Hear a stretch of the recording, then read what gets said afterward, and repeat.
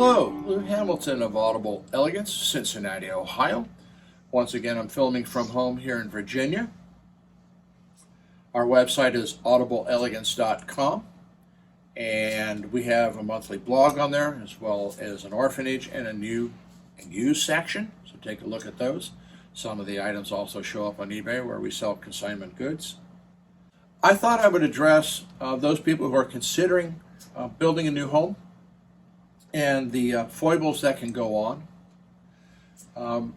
For the most part now, builders have eliminated independent dealers from the option of pre-wiring homes.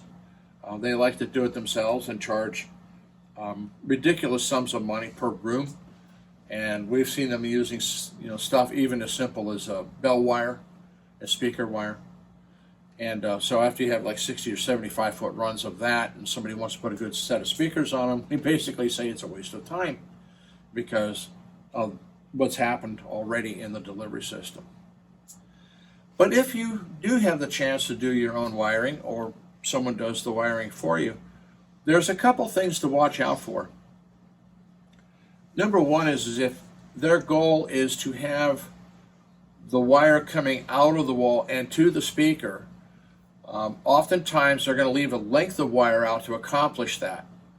And they're not going to have speaker plates on the wall and connections and that sort of thing. Well, at two different stages, your dream approach of wiring can get totally decimated. One group are the electricians, the other group are the drywallers. And I can't speak as to why they do it. I'm certainly not going to say they have evil intent, but both groups are notorious for making life simple for themselves and simply cutting off the wire at the wall. This is particularly true of drywallers because it makes them work a little harder. And then you wound up having to do speaker plates and connections, and if they've cut it too short, that length of wire that's there at the wall, in fact, can't even be used at all. We've had that a couple times. So if you're going to have wire that comes from the wall, and this can actually be true for video cables as well, because routing those in the ceiling is kind of a one-way ticket, make sure you put a label on it that says "Do not cut," and hope for the best.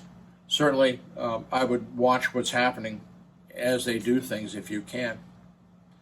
So that's what goes on as far as leaving the speaker wire out. Now, I bring up the electricians because they usually don't monkey around with speaker wire coming out of the walls. Occasionally they do, particularly if an inspector says you got to cut this, and they'll just cut it. Not even though it's low voltage and has nothing to do with it. Is what happens in the runs before the drywall comes up of your speaker wire or interconnects or any number of things.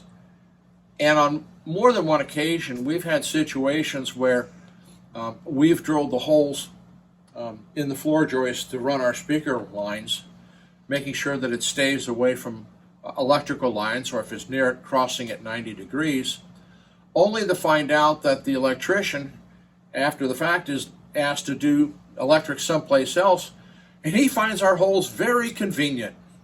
And so he proceeds to run his 110 volt lines right on top of our speaker lead or on top of our interconnect leads, which if we don't catch by the time the drywall goes up, is unquestionably going to result in a constant hum in the system.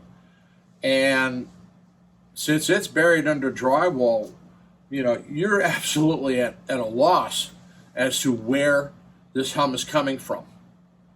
And sometimes the only thing you can do is pull one speaker lead or one interconnect at a time to try to figure out what line or what speaker lead has been contaminated by an electrician using your holes to run his electric through it. And so you got to watch out for that one.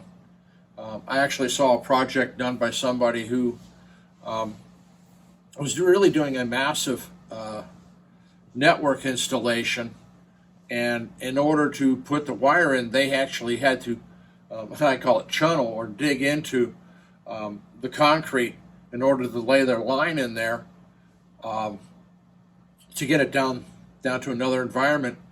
And of all things, it was deep enough that in some situations the electrician put his 220 line right on top of it. So I can only imagine what type of network results they were getting from that. So again, you got to watch what's going in.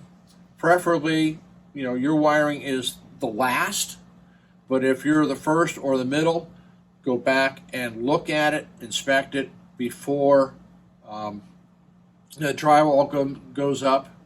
And don't be surprised if not on occasion they haven't cut your lead in half so they can run something they want through it.